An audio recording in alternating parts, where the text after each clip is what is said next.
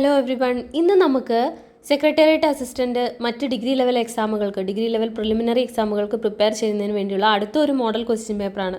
മോഡലല്ല, ഒരു previous question പേപ്പറാണ്. 2023 നടന്നിട്ടുള്ള ക്വസ്റ്റ്യൻ പേപ്പറാണ്.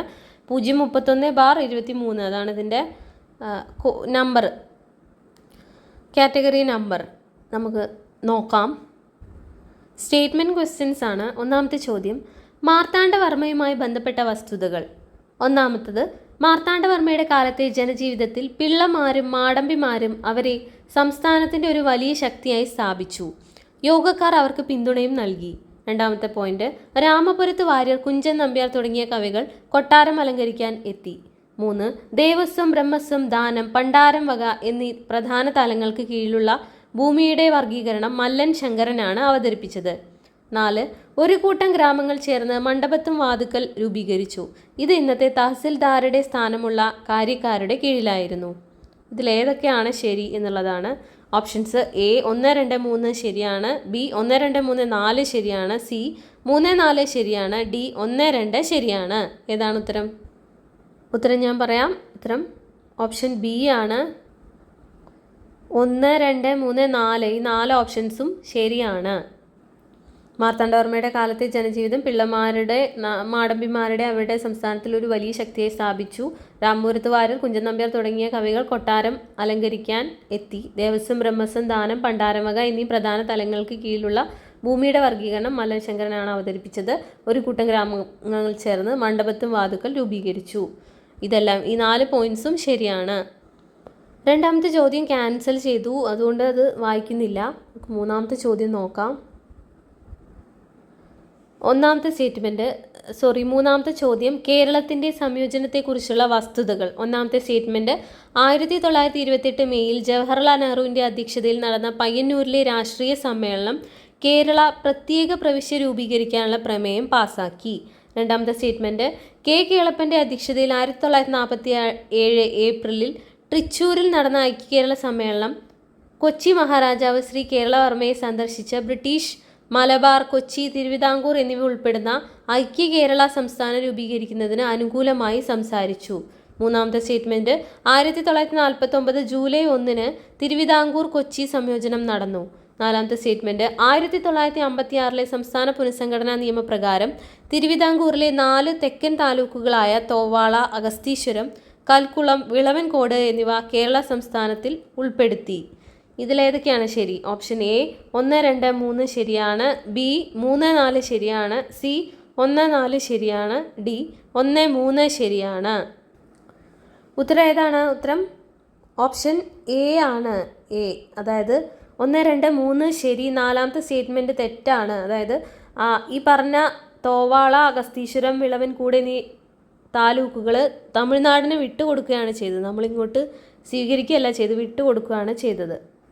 നാലാമത്തെ ചോദ്യം, ഇതും വളരെ വലിയൊരു ചോദ്യമാണ്. സ്റ്റേറ്റ്മെൻറ്റ് ടൈപ്പ് ഓഫ് ക്വസ്റ്റ്യൻ ആണ്. മധ്യകാലഘട്ടത്തിലെ മുഗൾ ഭരണവുമായി ബന്ധപ്പെട്ട വസ്തുതകളാണ് പറഞ്ഞിരിക്കുന്നത്. ഒന്നാമത്തെ പോയിന്റ്, ഇന്തോ ഇസ്ലാമിക് സാഹിത്യത്തിൽ ആദ്യമായി ഐൻ-ഇ അക്ബരി നികുതിയുടെ തത്വങ്ങൾ വിശദീകരിക്കുന്നു. 2, അക്ബറിൻ്റെ മന്ത്രിസഭയിൽ 4 അംഗങ്ങളുണ്ടായിരുന്നു. വക്കീൽ പ്രധാനമന്ത്രി, വസീർ ധനമന്ത്രി, മിർ ബക്ഷി കരസേനയുടെയും ഭരണത്തിൻ്റെയും ചുമതലയുള്ള മന്ത്രി, സദർ ഉസ് സുദൂർ മതത്തിൻ്റെയും ജീവകാരുണ്യത്തിൻ്റെയും ചുമതല. മൂന്നാമത്തെ പോയിന്റ്, മതപരവും ജുഡീഷ്യറിയും ഒഴികെയുള്ള എല്ലാ സേവനങ്ങളും സൈനിക അടിസ്ഥാനത്തിൽ സംഘടിപ്പിക്കുകയും സൈനിക വകുപ്പാണ് നിയന്ത്രിക്കുകയും പണം നൽകുകയും ചെയ്തത്. നാലാമത്തെ സ്റ്റേറ്റ്മെൻറ്റ്, ജുഡീഷ്യറിയും സൈന്യവും ഒഴികെയുള്ള എല്ലാ അധികാരങ്ങളുടെയും തലവനായിരുന്നു രാജാവ്. എന്തെങ്കിലും സംശയം ഉണ്ടെങ്കിൽ നിങ്ങൾ പോസ് ചെയ്തിട്ട് ഒന്നുകൂടി വായിച്ചു നോക്കിക്കോളൂ സ്റ്റേറ്റ്മെൻറ്റ്സ്.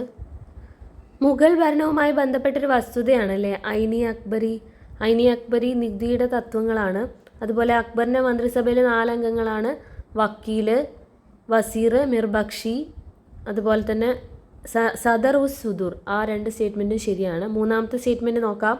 മതപരവും ജുഡീഷ്യറി ഒഴികെയുള്ള എല്ലാ സേവനങ്ങളും സൈനിക അടിസ്ഥാനത്തിൽ സംഘടിപ്പിക്കുകയും സൈനിക വകുപ്പാണ് നിയന്ത്രിക്കുകയും പണം നൽകുകയും ചെയ്തത്. ആ ഒരു സ്റ്റേറ്റ്മെൻറ്റും ശരിയാണ്. അപ്പോൾ ഉത്തരം ഏതാണ്? സി ആണ്. 1, 2, 3 ശരിയാണ്.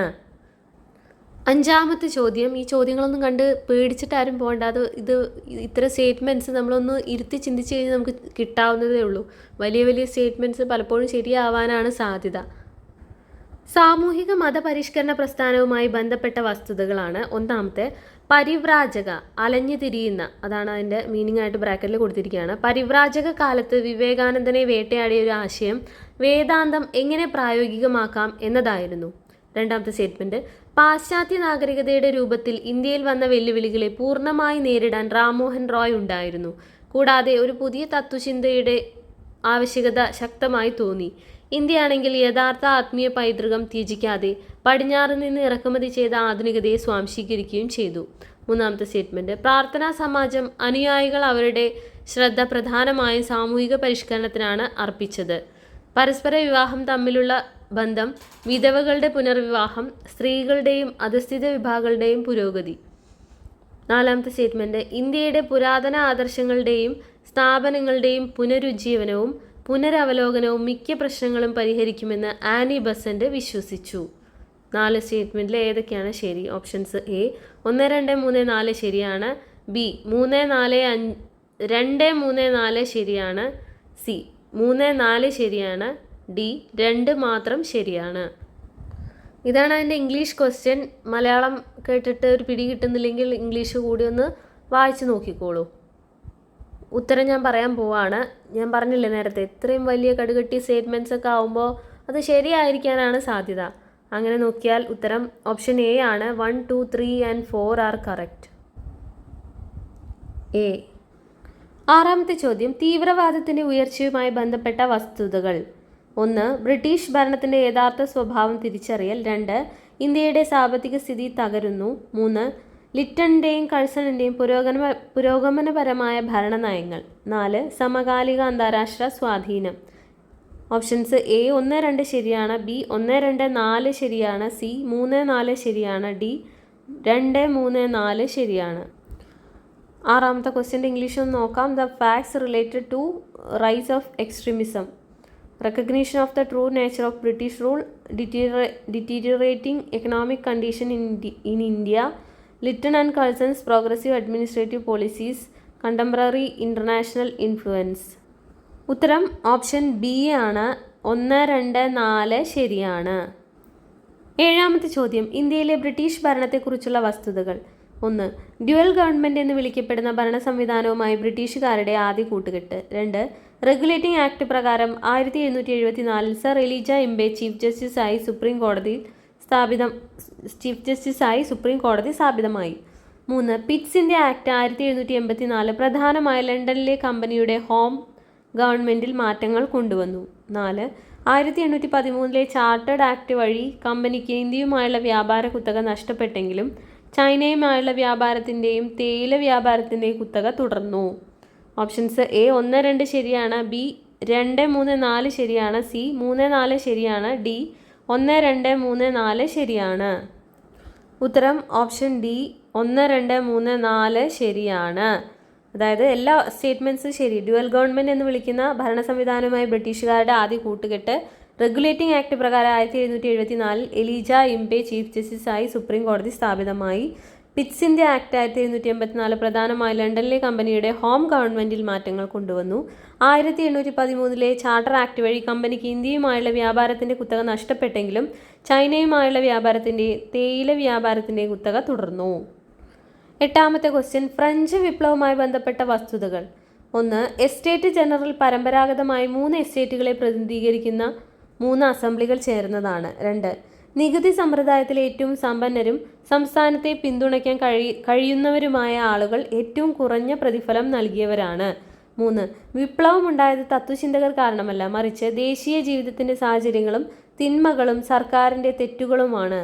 4, മനുഷ്യൻ്റെ അവകാശങ്ങളുടെ പ്രഖ്യാപനം സാർവത്രികമായ പ്രയോഗങ്ങളും അത് തീർച്ചയായും വളരെ ദൂരവ്യാപകമായ പ്രത്യാഘാതങ്ങൾ ഉണ്ടാക്കിയിരുന്നു.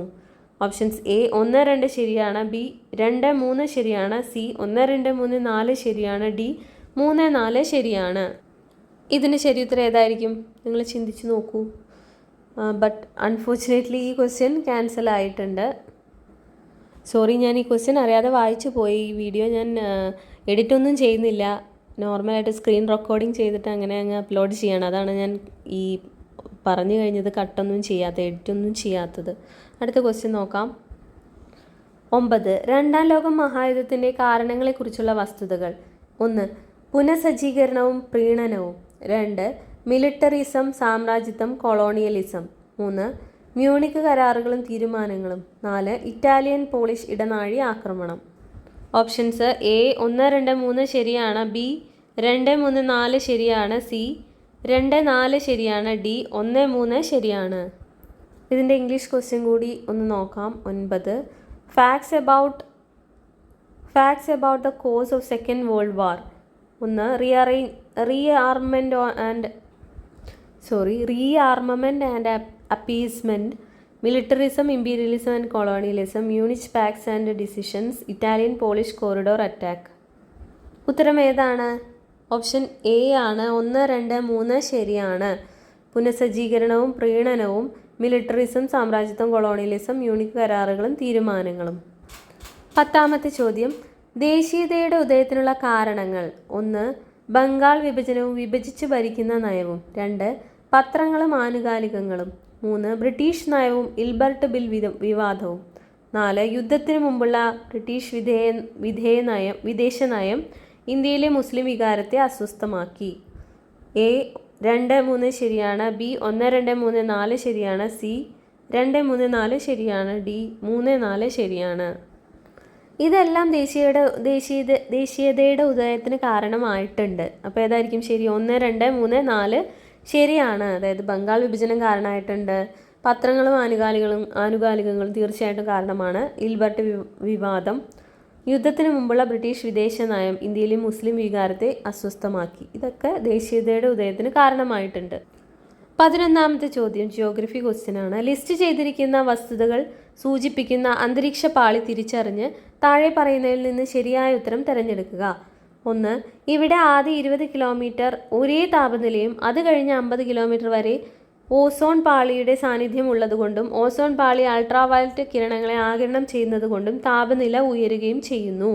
ഇത് അന്തരീക്ഷത്തിലെ ചാലകമല്ലാത്ത മേഖലയാണ്. ഇവിടെ വായുവിൽ ഓക്സിജന്റെ അളവ് കുറവാണ്. ഇവിടെ ചെറിയ പൊടിയോ നീരാവിയോ ഉള്ള മേഘങ്ങൾ ഇല്ല. ഒറ്റ കാര്യം കൊണ്ട് തന്നെ നമുക്ക് ഉത്തരം കിട്ടും അല്ലേ? എന്താണ്? ഓസോൺ പാളിയുള്ള അന്തരീക്ഷ മണ്ഡലം ഏതാണ്? സ്ട്രാറ്റോസ്ഫിയർ ആണല്ലേ. അപ്പോൾ ശരി ഉത്തരം സ്ട്രാറ്റോസ്ഫിയർ, ഓപ്ഷൻ ബി ആണ് ശരി ഉത്തരം. 12ാമത്തെ ചോദ്യം. റിവർ ഡെൽറ്റകളെ സംബന്ധിച്ച് ഇനി പറയുന്ന പ്രസ്താവനകൾ പരിഗണിക്കുകയും താഴെ നൽകിയിരിക്കുന്നതിൽ നിന്ന് ശരിയായ പ്രസ്താവനകൾ തിരഞ്ഞെടുക്കുകയും ചെയ്യുക. 1. നദീമുഖത്തുള്ള ഫാൻ ആകൃതിയിലുള്ള എക്കൽ പ്രദേശമാണ് ഡെൽറ്റ. 2. ശുദ്ധജലവും ഉപ്പുജലവും കലർന്ന ഒരു നദിയുടെ വേലിയേറ്റ മുഖമാണ് ഡെൽറ്റകൾ. 3. ഡെൽറ്റയുടെ രൂപീകരണത്തിന് ആഴം കുറഞ്ഞ കടൽ, പാറക്കഷണങ്ങളുടെ ഗണ്യമായ ഭാരം വഹിക്കുന്ന നദി, ശാന്തമായ ചില തീരം എന്നിവ ആവശ്യമാണ്. ഉയർന്ന വേലിയേറ്റമുള്ള കടൽ തീരത്താണ് ഡെൽറ്റകൾ രൂപം കൊള്ളുന്നത്.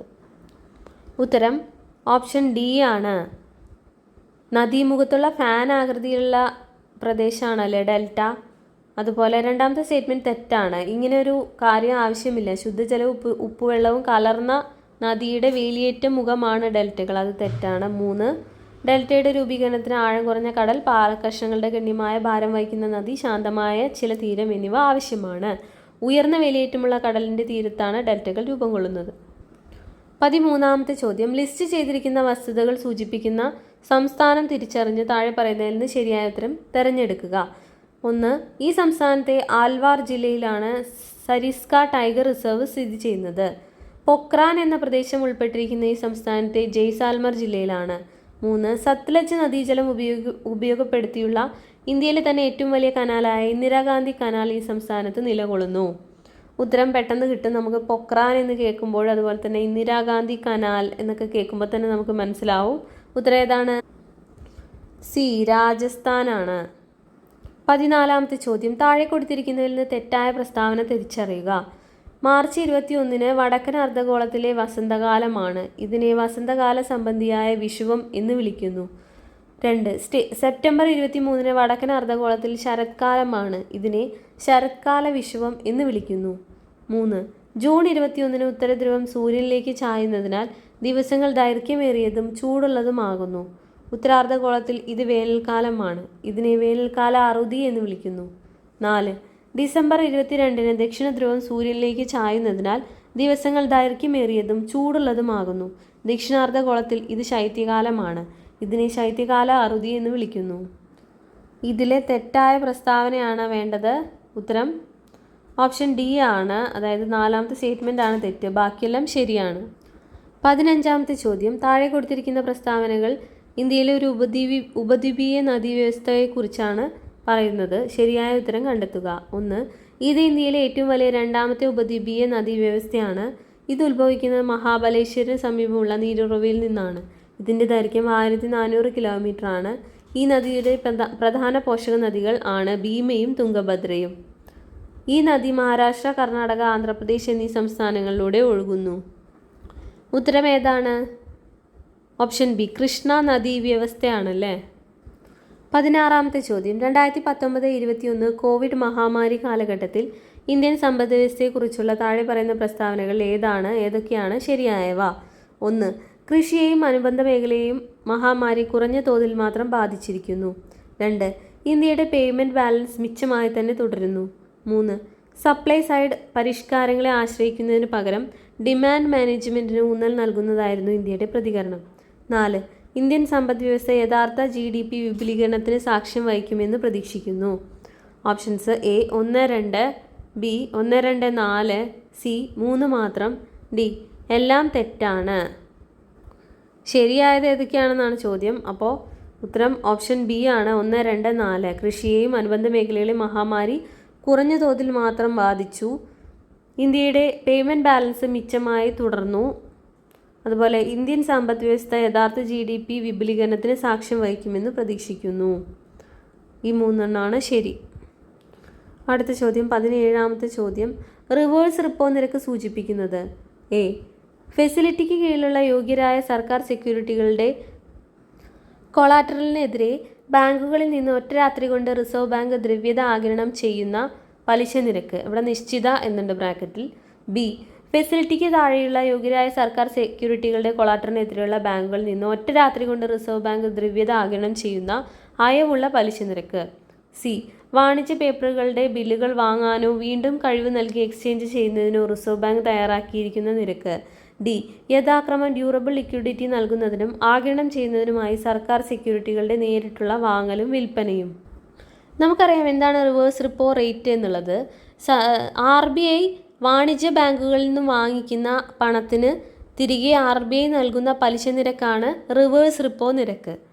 അപ്പോൾ ഓപ്ഷൻ എ ആണോ ബി ആണോ എന്ന് നമുക്ക് നല്ല സംശയം തോന്നാം. എയും ബിയും തമ്മിൽ ഒരൊറ്റ വ്യത്യാസമേ ഉള്ളൂ, ഈ ബ്രാക്കറ്റിൽ എഴുതിയിരിക്കുന്ന കാര്യം. എ എന്താണ്? നിശ്ചിതമാണ്. ബി അയവുള്ളതാണ്.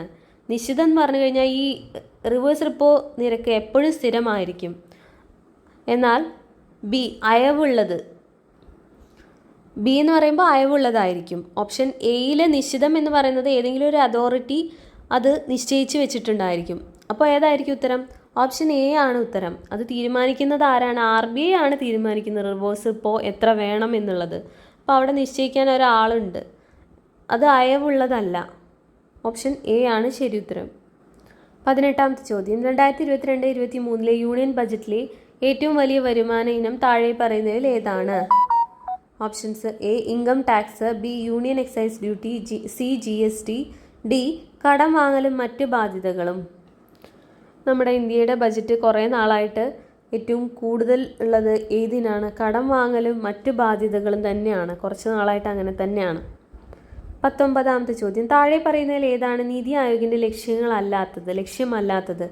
എ സഹകരണ ഫെഡറലിസം വളർത്തൽ, ബി കേന്ദ്ര തലത്തിൽ വിശ്വസനീയമായ പദ്ധതികൾ രൂപീകരിക്കുന്നതിനുള്ള സംവിധാനങ്ങൾ വികസിപ്പിക്കുക, സി തന്ത്രപരവും ദീർഘകാലവുമായ നയവും പ്രോഗ്രാം ചട്ടക്കൂടുകളും സംരംഭങ്ങളും രൂപപ്പെടുത്തുന്നതിന്, ഡി അറിവ് നവീകരണം, സംരംഭക പിന്തുണ സംവിധാനം എന്നിവ സൃഷ്ടിക്കാൻ. ഇവിടെ ഉത്തരം ഓപ്ഷൻ ബി ആണ്. അതുമാത്രമാണ് നീതി ആയോഗിൻ്റെ ലക്ഷ്യമല്ലാത്തത്. ബാക്കിയുള്ള 3 ലക്ഷ്യമാണ്. എന്താണ്? സഹകരണ ഫെഡറലിസം വളർത്തുക, അതായത് സംസ്ഥാനങ്ങളും കേന്ദ്രവും തമ്മിലുള്ള ഒരു ഫെഡറലിസം വളർത്തുക, തന്ത്രപരവും ദീർഘകാലവുമായ നയവും പ്രോഗ്രാം ചട്ടക്കൂടുകളും സംരംഭങ്ങളും രൂപീകരിക്കുക, അറിവ് നവീകരണം, സംരംഭക പിന്തുണ സംവിധാനം എന്നിവ സൃഷ്ടിക്കുക. ഇതൊക്കെ നീതി ആയോഗിൻ്റെ ലക്ഷ്യങ്ങളാണ്. ഉപഭോക്തൃ സംരക്ഷണ നിയമം 2019 അനുസരിച്ച് ഒരു ഉൽപ്പന്ന ബാധ്യതാ പ്രവർത്തനത്തിൽ ഒരു ഉൽപ്പന്ന നിർമ്മാതാവ് ബാധ്യസ്ഥനായിരിക്കും എങ്കിൽ ഉൽപ്പന്നത്തിൽ ഒരു നിർമ്മാണ വൈകല്യം അടങ്ങിയിരിക്കുന്നു. 2 ഉൽപ്പന്നത്തിൻ്റെ രൂപകൽപ്പനയിൽ പിഴവ് അല്ലെങ്കിൽ വൈകല്യം. 3 പാലിക്കപ്പെടേണ്ട നിർമ്മാണ സവിശേഷതകളിൽ നിന്നുള്ള വ്യതിയാനം. 4 ഉൽപ്പന്നം എക്സ്പ്രസ് വാറണ്ടിയുമായി പൊരുത്തപ്പെടുന്നില്ല. ഉത്തരം ഓപ്ഷൻ ഡി ആണ് എല്ലാം. ഈ 4 സന്ദർഭങ്ങളിലും ഉൽപ്പന്ന ബാധ്യതാ പ്രവർത്തനത്തിൽ ഉൽപ്പന്ന നിർമ്മാതാവ് ബാധ്യസ്ഥനായിരിക്കും. 21ാമത്തെ ചോദ്യം. താഴെ പറയുന്നതിൽ ഏതാണ് 42ാം ഭേദഗതിയിലൂടെ ഇന്ത്യൻ ഭരണഘടനയുടെ ആമുഖത്തിൽ ചേർത്തത്? എ പരമാധികാരം, ബി സോഷ്യലിസ്റ്റ്, സി ജനാധിപത്യം, ഡി ജനാധിപത്യ ഭരണം, അതായത് റിപ്പബ്ലിക്. സി എന്ന് പറയുന്നത് ഡെമോക്രാറ്റിക് ആണ് ഉദ്ദേശിക്കുന്നത്, ഡി ജനാധിപത്യ ഭരണം റിപ്പബ്ലിക്. ഭേദഗതിക്ക് മുൻപ് എന്തായിരുന്നു? പരമാധികാര ജനാധിപത്യ റിപ്പബ്ലിക്, പജറി എന്നായിരുന്നു. അതിൻ്റെ ഷോർട്ടാണ് പജറി. ഭേദഗതിക്ക് ശേഷം എന്തായി? പസോമജറിയായി അല്ലേ? പരമാധികാര, സോഷ്യലിസ്റ്റ്, മതേതരത്വ, ജനാധിപത്യ റിപ്പബ്ലിക്. അപ്പോൾ പജറിയിൽ നിന്നും പസോമജറിയിലേക്ക് മാറിയപ്പോൾ എന്താ അവിടെ വ്യത്യാസം? ഏതൊക്കെ കൂടിയത്? സോഷ്യലിസ്റ്റും മതേതരത്വവും കൂട്ടിച്ചേർത്തു അല്ലേ? അപ്പോൾ ഏതാണ് ഉത്തരം? Option B socialist. 22 താഴെ പറയുന്നതിൽ ആരാണ് ഇന്ത്യൻ ഭരണഘടനയുടെ ഡ്രാഫ്റ്റിംഗ് കമ്മിറ്റിയിൽ അംഗമല്ലാത്തത്? Options B R Ambedkar, K M Munshi, Muhammad Saadulla, Jawaharlal Nehru. ഉത്തരം ഓപ്ഷൻ ഡി ജവഹർലാൽ നെഹ്റു.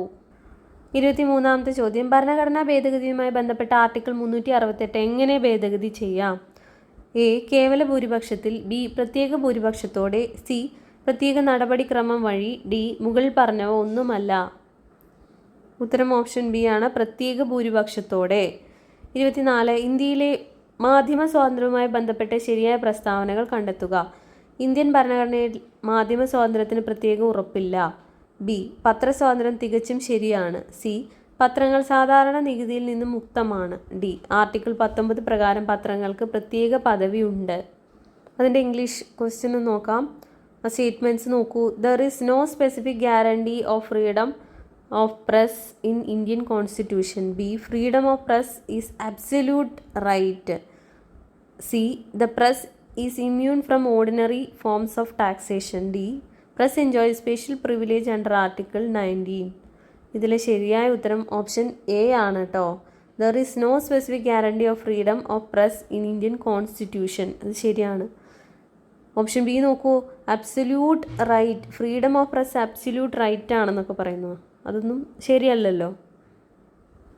25ാമത്തെ ചോദ്യം നോക്കാം. ഇന്ത്യയിൽ എത്ര തവണ ദേശീയ അടിയന്തരാവസ്ഥ ആർട്ടിക്കിൾ 352 ഏർപ്പെടുത്തി? ഓപ്ഷൻസ് 1 തവണ, ബി 2 തവണ, സി 3 തവണ, ഡി 4 തവണ. ഉത്തരം ഓപ്ഷൻ സി 3 തവണ. 26ാമത്തെ ചോദ്യം. താഴെ പറയുന്നതിൽ ഏതാണ് UPSC യൂണിയൻ പബ്ലിക് സർവീസ് കമ്മീഷൻ്റെ പ്രവർത്തനമല്ലാത്തത്? എ യൂണിയൻ്റെയും സംസ്ഥാന സേവനങ്ങളുടെയും സേവനങ്ങളിലേക്ക് നിയമനങ്ങൾക്കായി പരീക്ഷകൾ നടത്തുന്നതിന്. ബി സർക്കാരിന് കീഴിൽ സേവനമനുഷ്ഠിക്കുന്ന ഒരു വ്യക്തിയെ ബാധിച്ച അച്ചടക്ക കാര്യങ്ങളിൽ കൂടിയാലോചിക്കുന്നതിന്. സി സൈനിക സേവനങ്ങളിലേക്കുള്ള നിയമന രീതികളുമായി ബന്ധപ്പെട്ട കാര്യങ്ങൾ കൂടിയാലോചിക്കുന്നതിന്. ഡി ഇന്ത്യ ഗവൺമെൻറ്റിൽ സേവനമനുഷ്ഠിക്കുമ്പോൾ ഒരു വ്യക്തിക്കുണ്ടായ പരിക്കുകളുടെ കാര്യത്തിൽ പെൻഷൻ നൽകുന്നതിന് ക്ലെയിം ചെയ്യുന്നതുമായി ബന്ധപ്പെട്ട കാര്യങ്ങളിൽ കൂടിയാലോചിക്കേണ്ടതാണ്. ഈ ചോദ്യവും ക്യാൻസൽ ചെയ്യപ്പെട്ടിട്ടുണ്ട് കേട്ടോ. 27ാമത്തെ ചോദ്യം. ഇന്ത്യയിൽ ദേശീയ പാർട്ടിയായി അംഗീകരിക്കപ്പെടാത്ത രാഷ്ട്രീയ പാർട്ടിയെ തിരിച്ചറിയുക. 2022 ഡാറ്റ പ്രകാരം. A Bharatiya Janata party, B Bahujan Samaj party, C nationalist congress party, D Aam Aadmi party. ഇതിൻ്റെ ഉത്തരം ഓപ്ഷൻ ഡി ആണ്. പക്ഷേ ശ്രദ്ധിക്കണം, ഇപ്പോൾ ഇതൊരു ദേശീയ പാർട്ടിയാണ്. ആം ആദ്മി പാർട്ടി ദേശീയ പാർട്ടിയായി മാറിക്കഴിഞ്ഞു. പക്ഷേ ഈ ചോദ്യം 2022 ഡാറ്റ പ്രകാരമുള്ളതാണ്. അപ്പോൾ അതിന് ചോദ്യത്തിൻ്റെ ശരി ഉത്തരം ആം ആദ്മി പാർട്ടി എന്നുള്ളതാണ്. 28 വിവരാവകാശ നിയമപ്രകാരം ഒരു വ്യക്തിയുടെ ജീവിതത്തെയോ സ്വാതന്ത്ര്യത്തെയോ കുറിച്ചുള്ള ആശങ്കകൾക്കായി ആവശ്യപ്പെടുന്ന വിവരങ്ങൾ വിതരണം ചെയ്യുന്നതിന് എത്ര സമയം നൽകിയിട്ടുണ്ട്? ഓപ്ഷൻസ് 24 മണിക്കൂർ, 48 മണിക്കൂർ, 15 ദിവസം, 30 ദിവസം. ഉത്തരം ഓപ്ഷൻ ബി 48 മണിക്കൂർ. ജീവനെയോ സ്വാതന്ത്ര്യത്തെയോ കുറിച്ചുള്ള കാര്യമാണെങ്കിൽ 48 മണിക്കൂറിനുള്ളിൽ വിവരം കിട്ടണം. 29ാമത്തെ ചോദ്യം. താഴെ പറയുന്ന ദേശീയ ഉപഭോക്തൃ തർക്ക പരിഹാര കമ്മീഷൻ പ്രസിഡന്റായി നിയമിക്കുന്നതിനുള്ള യോഗ്യത താഴെ പറയുന്നവരിൽ ഏതാണ്?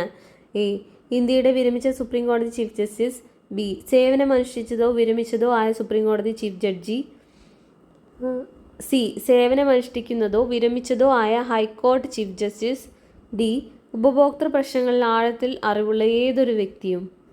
ഉത്തരം ഓപ്ഷൻ ബി, സേവനമനുഷ്ഠിക്കുന്നതോ വിരമിച്ചതോ ആയ സുപ്രീം കോടതി ജഡ്ജി. 30ാമത്തെ ചോദ്യം, ഭൂമി പദ്ധതി ആരംഭിച്ച സംസ്ഥാനം. ഓപ്ഷൻസ് കർണാടക, ആന്ധ്രാപ്രദേശ്, കേരളം, തമിഴ്നാട്. ഉത്തരം ഓപ്ഷൻ എ, കർണാടക. 31ാമത്തെ ചോദ്യം, കേരളത്തിൽ പ്രവർത്തിക്കുന്ന പ്രാചീന സംസ്കൃത നാടകവേദിയുടെ പേര്. എ, കൂടിയാട്ടം, ബി, പാടകം, സി, രൂപക, ഡി, പ്രഹസന. കൂടിയാട്ടം. കേരളത്തിലെ പ്രാചീന സംസ്കൃത നാടക ആണ് കൂടിയാട്ടം. 32, കേരള കലാമണ്ഡലം സ്ഥിതി ചെയ്യുന്നത്. പാലക്കാട്, തൃശ്ശൂർ, മലപ്പുറം, എറണാകുളം. എല്ലാവർക്കും അറിയാം ഓപ്ഷൻ സി, തൃശ്ശൂർ. 33, കേരളത്തിലെ ഉത്രട്ടാതി വള്ളംകളിയുടെ വേദി. ഓപ്ഷൻസ് കാവാലം, പിറവം, ആറന്മുള, പുന്നമട. ഉത്തരം ഓപ്ഷൻ സി, ആറന്മുളയിലാണ് ഉത്രട്ടാതി വള്ളംകളി നടക്കുന്നത്. 34, 2026 വിന്റർ ഒളിമ്പിക്സിന് ആതിഥേയത്വം വഹിക്കുന്നത് ആരാണ്? France, Italy, England, America. ഉത്തരം ഓപ്ഷൻ ബി, ഇറ്റലിയാണ്. ഇതിപ്പോഴും പ്രസക്തിയുള്ള ചോദ്യമാണ്. 2026 വരാൻ പോകുന്നുള്ളൂ. വിന്റർ ഒളിമ്പിക്സിന് ആതിഥേയത്വം വഹിക്കുന്നത് ഇറ്റലിയാണ്. 35, രാമകഥാപാട്ടിൻ്റെ രചയിതാവ് ആരാണ്? ചീരാമൻ, പുനം, ചെറുശ്ശേരി, അയ്യപ്പിള്ള ആശാൻ. ഉത്തരം ഓപ്ഷൻ ഡി, അയ്യപ്പിള്ള ആശാൻ. 36ാമത്തെ ചോദ്യം നോക്കാം. തീക്കടൽ കടഞ്ഞ് തിരുമധുരം എന്ന നോവലിൽ ജീവിതകഥ ചിത്രീകരിച്ചിരിക്കുന്ന മലയാള കവി ആര്? ONV, കുമാരനാശാൻ, തുഞ്ചത്തെഴുത്തച്ഛൻ, ചുള്ളിക്കാട്. സി, തുഞ്ചത്തെഴുത്തച്ഛൻ്റെ ജീവിതകഥയാണ് പറയുന്നത്. തീക്കടൽ കടഞ്ഞ് തിരുമധുരം. സി, രാധാകൃഷ്ണൻ എഴുതിയ ഒരു കൃതിയാണത്. തീക്കടൽ കടഞ്ഞ് തിരുമധുരം, തുഞ്ചത്തെഴുത്തച്ഛനെ കുറിച്ച്. 37, അരുവിപ്പുറം പ്രതിഷ്ഠ നടന്ന വർഷം. A, 1855, B, 1888, C, 1818, D, 1911. ഉത്തരം ഓപ്ഷൻ ബി, 1888. 38ാമത്തെ ചോദ്യം, തിരുവനന്തപുരത്തെ പഴയ വിക്ടോറിയ ഹാളിൻ്റെ പേര്. ഓപ്ഷൻസ് അയ്യങ്കാളി, ഡോക്ടർ പൽപ്പു, കുറുമ്പൻ ദേവത്താൻ, കുമാരഗുരുദേവൻ. ഉത്തരം ഓപ്ഷൻ എ, അയ്യങ്കാളിയുടെ പേരിലാണ്. 39, കേരളത്തിൽ ആർത്തവ അവധി പ്രഖ്യാപിച്ച ആദ്യത്തെ സർവകലാശാല. മലയാളം, കാലിക്കറ്റ്, SSUS, ക്യുസാറ്റ്. ഉത്തരം ക്യുസാറ്റാണ് ആർത്തവ അവധി പ്രഖ്യാപിച്ച സർവകലാശാല. 40ാമത്തെ ചോദ്യം, 2022 ഖത്തർ ലോകകപ്പ് ഫുട്ബോളിൽ ഗോൾഡൻ ബൂട്ട് നേടിയത് ആരാണ്? Neymar, Kylian Mbappe, Ronaldo, Lionel Messi. ഉത്തരം കിലിയൻ എംബാപ്പയാണ് ഗോൾഡൻ ബൂട്ട് നേടിയത്. 41, താഴെ പറയുന്നതിൽ ഏത് സിസ്റ്റം സോഫ്റ്റ്വെയർ ആണ് ഡാറ്റ ഒബ്ജക്റ്റ് കോഡായിട്ട് സംഭരിക്കുന്നത്? താഴെ പറയുന്നതിൽ ഏത് സോഫ്റ്റ്വെയർ ആണ് ഡാറ്റ ഒബ്ജക്റ്റ് കോഡായിട്ട് സംഭരിക്കുന്നത്? Interpreter, compiler, assembler, loader. Compiler ആണ് ഡാറ്റയെ ഒബ്ജക്റ്റ് കോഡായിട്ട് സംഭരിക്കുന്നത്. 42, താഴെ പറയുന്ന ഉപകരണങ്ങൾ ഏതൊക്കെയാണ് ഇൻ്റലിജൻ്റ് ആയിട്ട് കണക്കാക്കുന്നത്? Router, switch, hub, bridge. Options A, 1 and 2, B, 2 and 4, C, 1 മാത്രം, ഡി, 2 മാത്രം. ഉത്തരം ഓപ്ഷൻ സി, അതായത് 1 മാത്രം. റൂട്ടറിനെയാണ് നമ്മൾ ഇൻ്റലിജൻ്റ് ഒബ്ജക്റ്റായിട്ട് കണക്കാക്കുന്നത്. 43, ടോപ്പ് 500 റാങ്കിംഗ് പ്രകാരം നിലവിലെ ഏറ്റവും വേഗതയേറിയ സൂപ്പർ കമ്പ്യൂട്ടർ ഏതാണ്? Options Frontier, HP, Cray, EX235A, Leonardo, BullSequana, XH2000, C, Fugaku super computer, D, Sierra, IBM. ഒരു നമ്പർ. ഉത്തരം ഓപ്ഷൻ എ ആണ്, ഫ്രോണ്ടിയർ, HP, ക്രേ. ഇതൊക്കെ മാറിയിട്ടുണ്ടാകാൻ ചാൻസ് ഉണ്ട്. 44ാമത്തെ ചോദ്യം, മൈക്രോസോഫ്റ്റ് കോർപ്പറേഷൻ നൽകുന്ന സെർച്ച് എഞ്ചിൻ ഏതാണ്? DuckDuckGo, Baidu, Yandex, Bing. മൈക്രോസോഫ്റ്റിൻ്റെ സെർച്ച് എഞ്ചിനാണ് ബിങ്. 45, മെമ്മറിയുമായി ബന്ധപ്പെട്ട SSDയുടെ പൂർണ്ണരൂപം. Solid storage device, secondary storage device, solid state drive, secondary storage drive. ഉത്തരം സോളിഡ് സ്റ്റേറ്റ് ഡ്രൈവ്. 46, ഫൈബർ ഓപ്റ്റിക്സിൻ്റെ പിതാവ് എന്നറിയപ്പെടുന്ന ഇന്ത്യൻ ഭൗതിക ശാസ്ത്രജ്ഞൻ ആര്? നരീന്ദർ സിംഗ് കബാനി, സത്യേന്ദ്രനാഥ് ബോസ്, താണു പത്മനാഭൻ, ജഗദീഷ് ചന്ദ്ര ബോസ്. ഉത്തരം നരീന്ദർ സിംഗ് കബാനി. 47, ഇന്ത്യയിലെ ആദ്യത്തെ സമർപ്പിത ജ്യോതിശാസ്ത്ര നിരീക്ഷണാലയം ഏതാണ്? XPoSat, AstroSat, Aditya L1, Chandrayaan 2. ഉത്തരം ആസ്ട്രോസാറ്റ് ആണ്. 48ാമത്തെ ചോദ്യം, താഴെ പറയുന്നതിൽ ഏതാണ് പുനരുപയോഗിക്കാൻ പറ്റാത്ത ഊർജ്ജ സ്രോതസ്? ഓപ്ഷൻസ് എ, ജലവൈദ്യുതി, ബി, കാറ്റൂർജം, സി, ബയോ എനർജി, ഡി, ആണവോർജം. പുനരുപയോഗിക്കാൻ പറ്റാത്തത്. ഉത്തരം ഓപ്ഷൻ ഡി ആണ്, ആണവോർജം. 49. ഇന്ത്യയിലെ ഏറ്റവും വലിയ വന്യജീവി സങ്കേതം ഏതാണ്? ഓപ്ഷൻസ്: രന്തംബോർ ദേശീയോദ്യാനം, മധുമലൈ സാങ്ച്വറി, ചിന്നാർ വന്യജീവി സങ്കേതം, മാനസ് വന്യജീവി സങ്കേതം. ഈ ക്വസ്റ്റ്യൻ ക്യാൻസൽ ചെയ്യപ്പെട്ടതാണ്. 50. ചോദ്യം. ഇന്ദിരാഗാന്ധി നാഷണൽ ഫോറസ്റ്റ് അക്കാദമി എവിടെയാണ് സ്ഥിതി ചെയ്യുന്നത്? പൂനെ, ന്യൂഡൽഹി, ഡെറാഡൂൺ, ഷില്ലോങ്. ഉത്തരം ഓപ്ഷൻ സി, ഷില്ലോങ് ആണ്. 51. ചോദ്യം മാത്സ് ആണ്. താഴെ കൊടുത്തിരിക്കുന്ന സമാന്തര ശ്രേണിയുടെ അടുത്ത പദം എഴുതുക. Root 2, root 8, root 18, root 32. ഉത്തരം ഓപ്ഷൻ ബി ആണ്, റൂട്ട് 50. ഇത് നമ്മുടെ സബ്ഷെല്ലല്ല, ആറ്റത്തിലെ ഷെല്ലിൻ്റെ ഇലക്ട്രോൺ വിന്യാസം കാണാൻ വേണ്ടി നമുക്കൊരു ഫോർമുല ഇല്ലേ, 2n². ആ ഫോർമുല വെച്ച് ചെയ്ത് കഴിഞ്ഞാൽ ഇത് നമുക്ക് കിട്ടുന്നുണ്ട്. 2 × 5² ചെയ്ത് കഴിഞ്ഞാൽ 50 ആണ്. അത് റൂട്ടിനകത്ത് വരുന്നു എന്ന് മാത്രം. 52. ചോദ്യം. എത്ര രണ്ടക്ക സംഖ്യകളെ 3 കൊണ്ട് ഹരിക്കാം? 10, 20, 30, 40. ഉത്തരം ഓപ്ഷൻ സി, 30. 53. ചോദ്യം. ഒരു വ്യക്തി 600 മീറ്റർ നീളമുള്ള തെരുവ് 5 മിനിറ്റിനുള്ളിൽ കടന്നു പോകുന്നു. km/h അവൻ്റെ വേഗത എത്രയാണ്?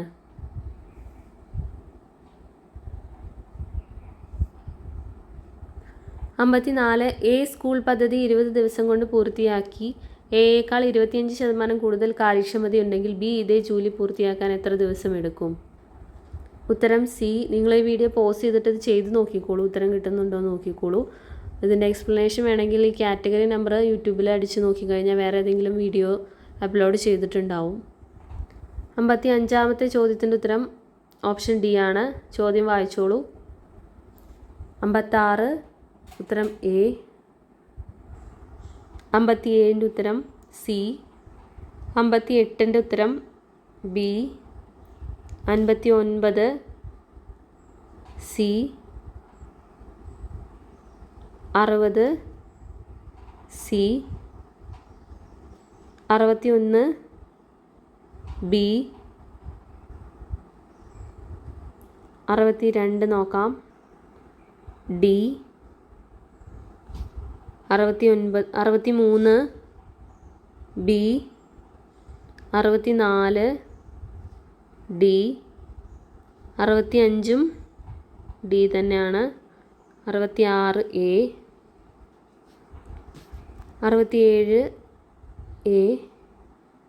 68 B. 69 D. 70 C. 71 English question ആണ്. Identify the type of sentence given below. How strange she looks! Exclamation mark. Options: A interrogative sentence, B declarative, C imperative, D exclamatory. ഉത്തരം ഓപ്ഷൻ ഡി, എക്സ്ക്ലമേറ്ററി സെൻറ്റൻസ്. 72. ചോദ്യം. The driver in that bus dash like your brother. Is looking. ഉത്തരം option A, looks. The driver in the bus looks like your brother. 73. Did Alan get dash job he applied for? Option A, B and, C the, D none of the above. Option C ആണ്. Did Alan get the job he applied for? ഒരു particular ജോബിനെ കുറിച്ചല്ലേ പറയുന്നത്, അപ്പോൾ the job. 74. Use the appropriate question tag. She has never seen him dash. Hasn't she, haven't she, has she, have she. ഉത്തരം option C, has she. She has never seen him. അപ്പോൾ never എന്ന് പറയുന്ന ഒരു negative word അവിടെ വരുന്നുണ്ട്, അതുകൊണ്ട് positive tag.